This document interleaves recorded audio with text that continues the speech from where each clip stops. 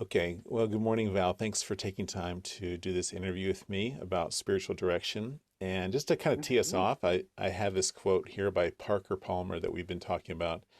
A leader is a person who must take special responsibility for what's going on inside him or herself, inside him or her own consciousness, lest the act of leadership do more harm than good.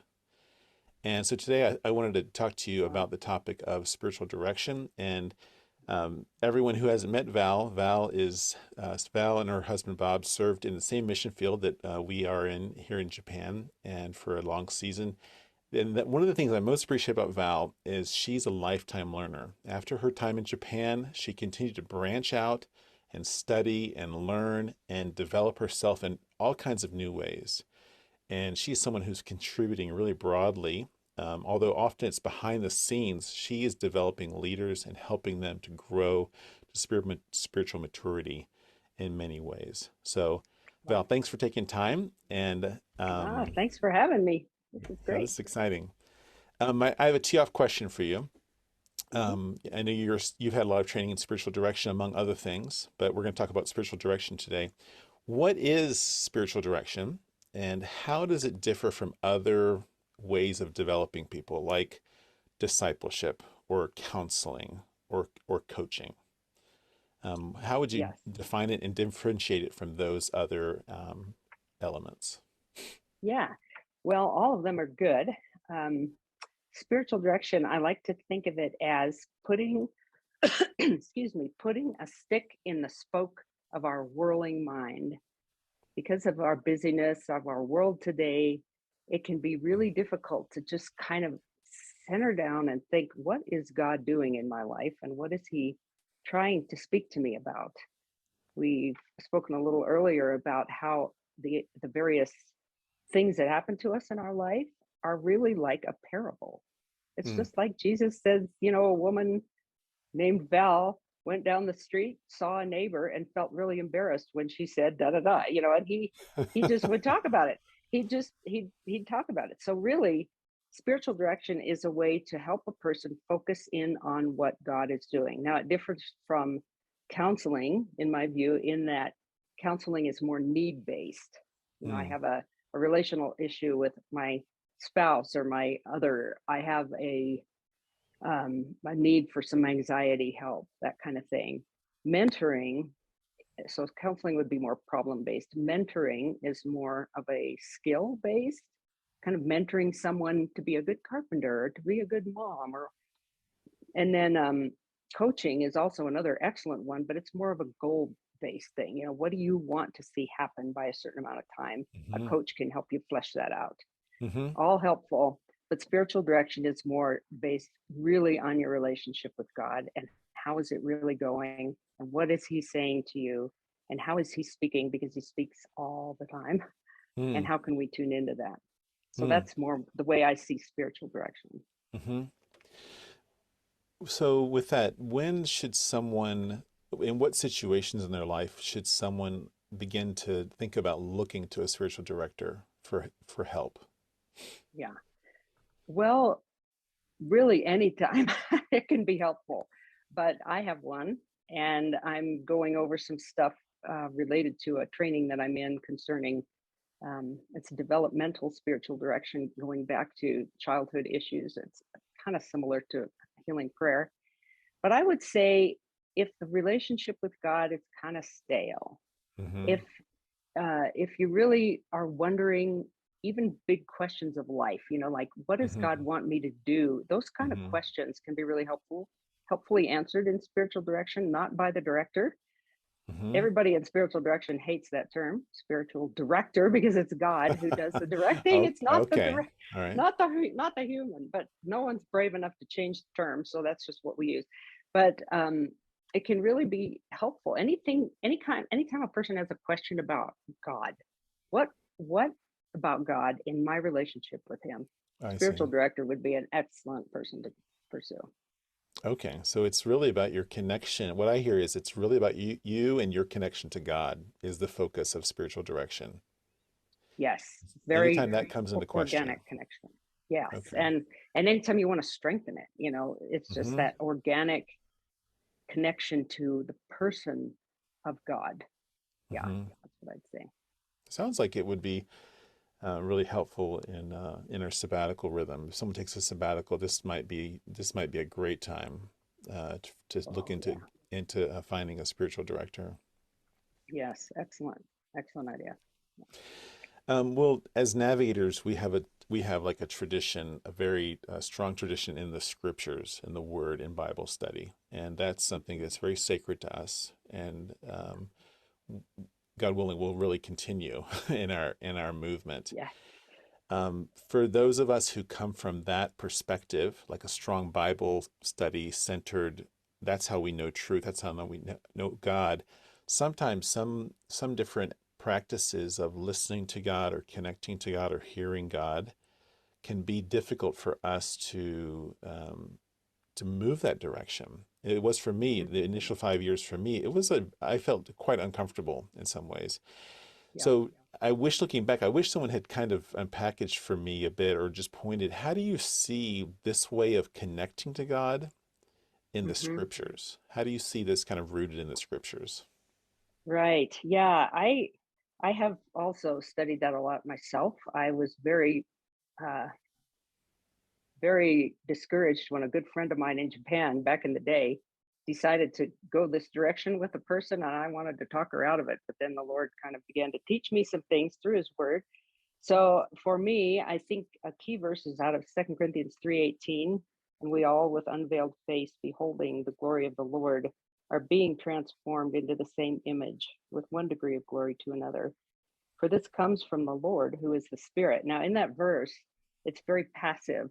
Our part is very passive. We are being transformed. We're not Mm, transforming ourselves.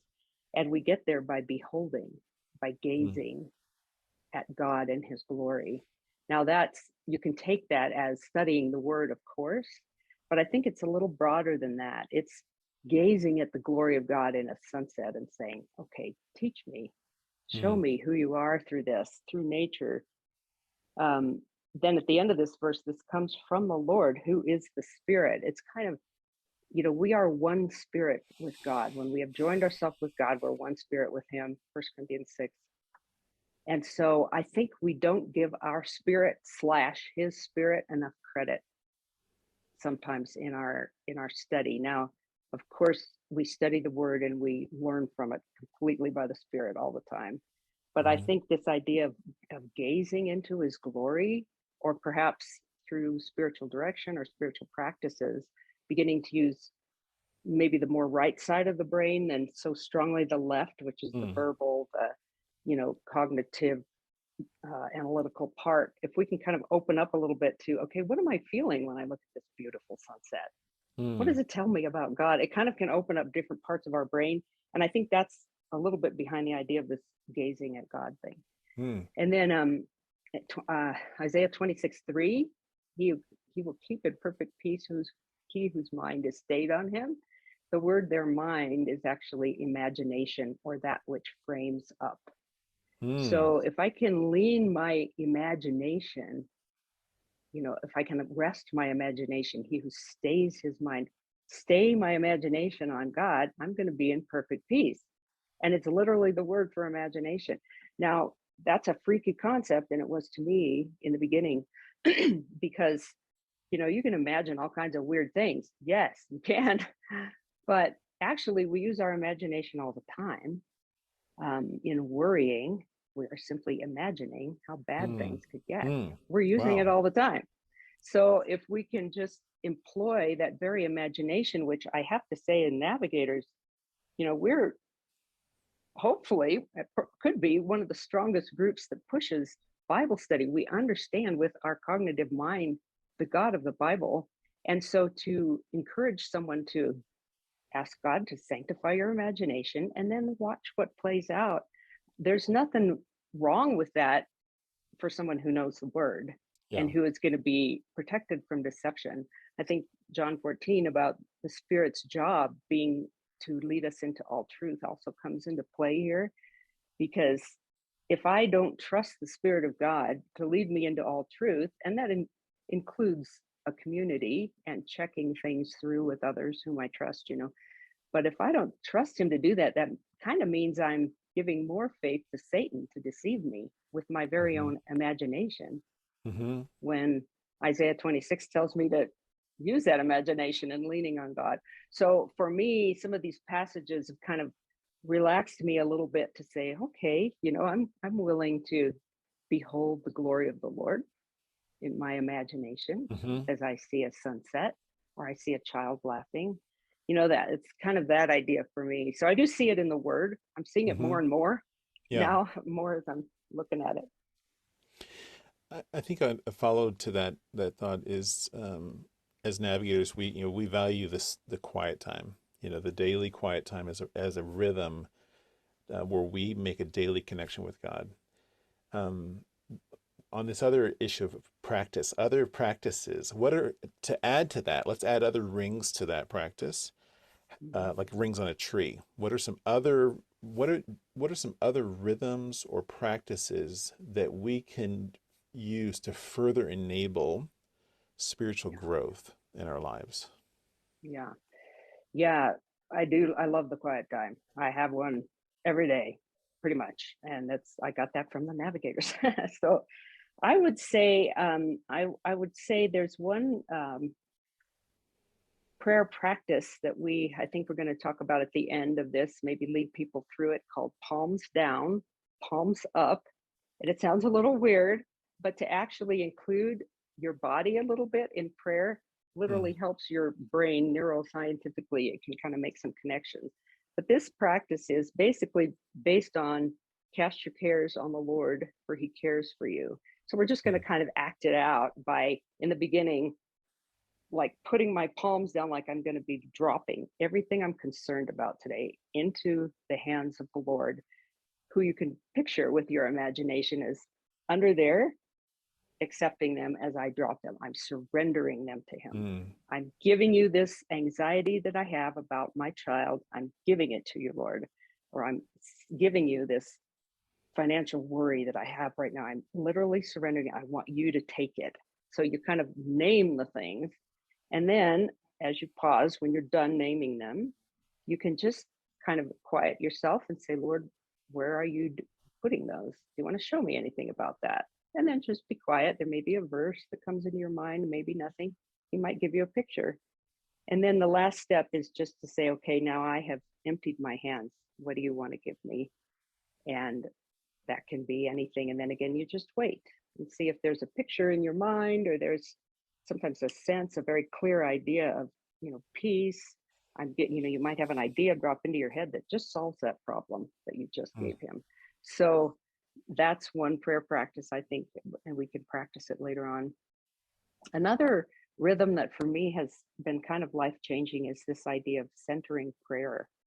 Now, mhm, that's not anything with the body, but it's basically a practice whereby you quiet yourself before the Lord in an attitude of gazing, from Second Corinthians, and just kind of try to be in his presence, not to get anything, not to mm, talk, not to pray, no words. Prayer actually can be nonverbal. I've discovered a communion with God is actually prayer. But this centering prayer practice has really changed my life, I think, in strong ways. In the beginning, your thoughts are just churning and it's hard to just really center down. But you can ask the Lord, I have done this, ask him for what we call a sacred word. mhm, And he'll put a word in your mind that then you just kind of can keep repeating that word to yourself. The reason for a word is simply because your mind is not designed to stay quiet. Even when we're asleep, it's active. So, all of the thoughts that come in when you're trying to center down on the Lord, it's easier to just kind of say the word and release the thoughts, like clouds going by on a blue sky. Just let them go. And this practice in the beginning was horribly hard for me. It drove me crazy. I just couldn't do it. I mean, I'd start to, okay, I'm going to start, and all this stuff came charging into my mind. But as I practiced it, and I've been doing it now for a couple of years, I'm shocked at the difference in my own ability to quietly hear the Lord. I'm hearing him so much better now. I'm understanding him. I think my discernment has increased. Bob, my husband, has said, you're more relaxed now. What's going on? Mm. So I really like that practice for myself. I know it's been very helpful, centering prayer. 20 minutes in the morning, 20 minutes at night. Some days I get about 5 minutes, but aiming for 20. It literally Okay. does change the patterns, the pathways of your brain neuroscientifically also. So that centering prayer is something that it's actually a spiritual discipline that you do every day at certain times. The Hmm. one with the hands down and hands up, is that you, when would you use something like that? Is that like in times of when you're feeling triggered or anxious, or what would be a Yeah. usage of that exercise? It could be anytime you feel like you need to surrender something or an anxiety. Mm. Anytime there's something I'm just chewing on, and it could be a conversation that I'm replaying in my mind over and over. It could be, anger. It could be an emotion that I'm feeling that I Mm-hmm. really want to just Mm-hmm. surrender to him. And you can do it anytime, really. I mean, when you're alone, you wouldn't want to just walk through a mall, like maybe go to the bathroom, close the door, and then you can do. But it's a helpful thing just to kind of Mm. quiet that mind. And there again, it would work in tandem with centering prayer, Mm-hmm. because that over time does really quiet your mind. Mm-hmm. That's great. Well, you alluded to it a minute ago, but I wanted to ask you about discernment, discerning God's voice, discerning what God's saying to us. And more than ever, we live in such a busy, hyper information world, constant flow and just demanding our attention. And then that's externally, but then internally, like in my own mind, there's this screaming attention of my own interest and passions and even spiritual convictions, which I may think are God. Hmm. How can we grow in really discerning what God is saying to us? Yeah.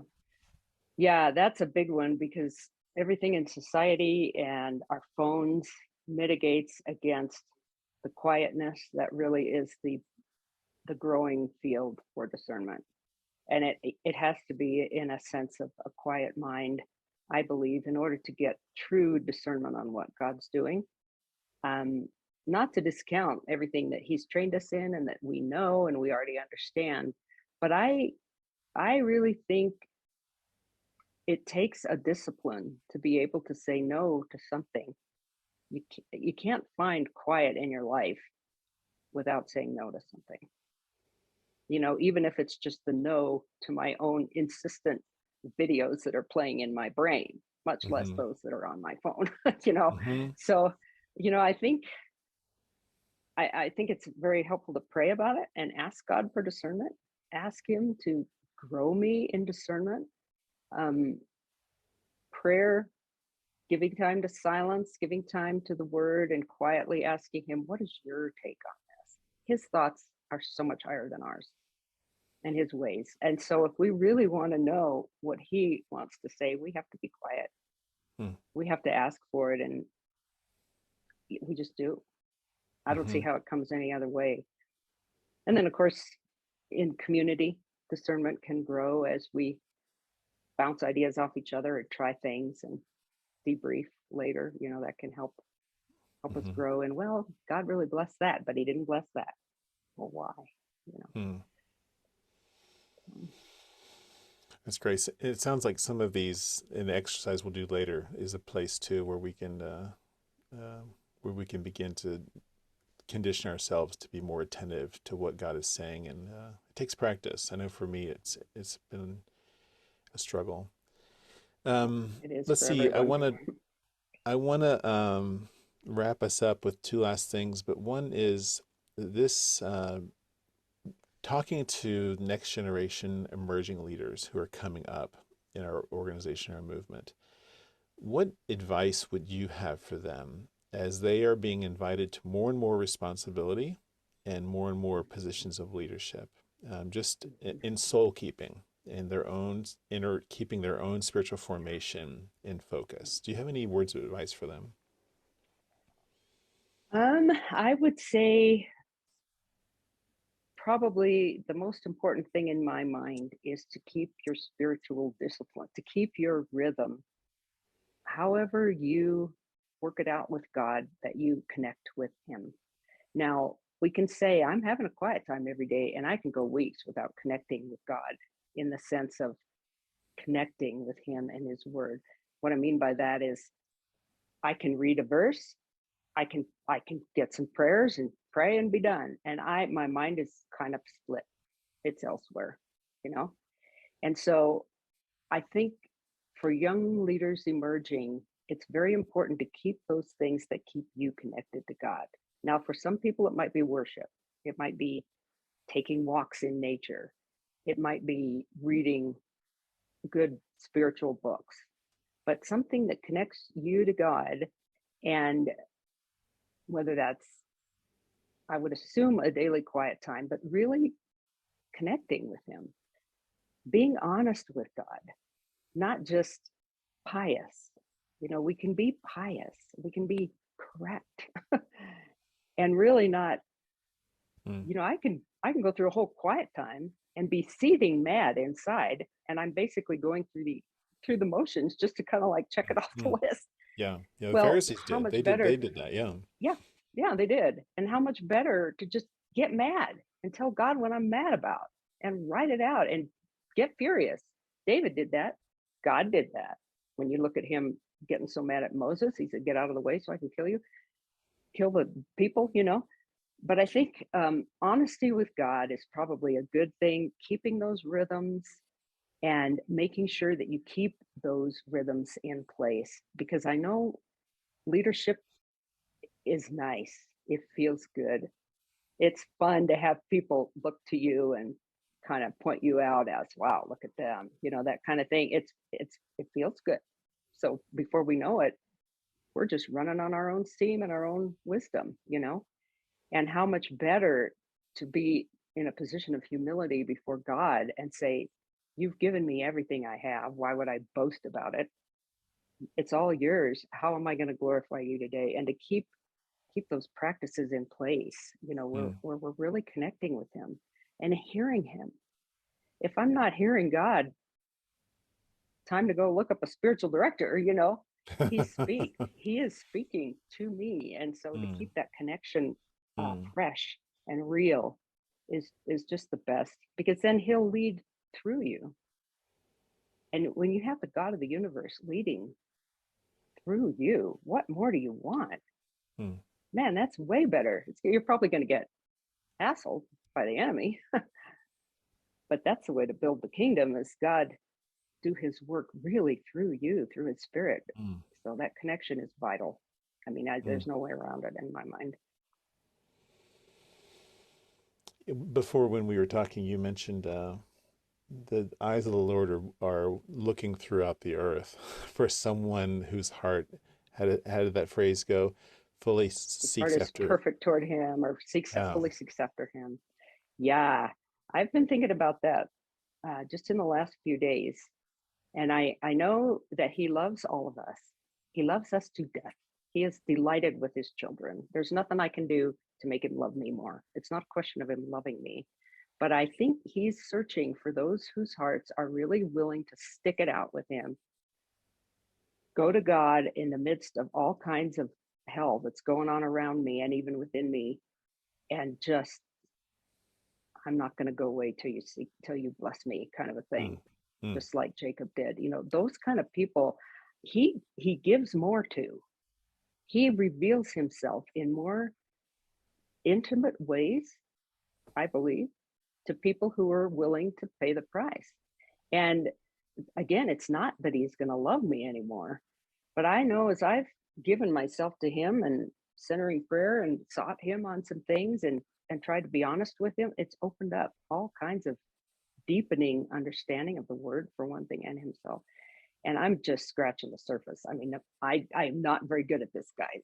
I'm not, you know, I'm not some spiritual, far from it. But I do believe that's a principle, that if we want more of God, we're gonna have to say no and seek Him. You know. Right. Well, thanks, Val. Is there a book that you would recommend if someone wants to learn more about this aspect of walking with God? Yeah, I would probably recommend a book called Invitation to a Journey by a man named Robert Mulholland. It's Mulholland, I think. Um, it's just kind of a general introduction, sort of, to spiritual direction. He's a good, thoughtful person, and it's well written. Anatomy of the Soul is excellent by Kurt Thompson. If anybody has read that, it's he's a neuroscientist as well as a psychiatrist, as well as an amazing Christian who's just studied the connection of the brain with some of these prayer practices, and it's fascinating how God designed our brains to know Him in many ways. It's amazing, and he's a great writer too. So, Kurt Thompson, Anatomy of the Soul, I would recommend those two books. Okay, great. Well, good. Well, thank you so much for taking time to do this, and Mhm. this has been a blessing. I'm motivated. That last part really motivated me to, well, how am I doing it? Really pursuing God. So that was challenging. So thanks for taking the time to do this, Val. Yeah, sure. I loved it. Thank you for inviting me. Okay, great. See you next time. Okay, sounds good.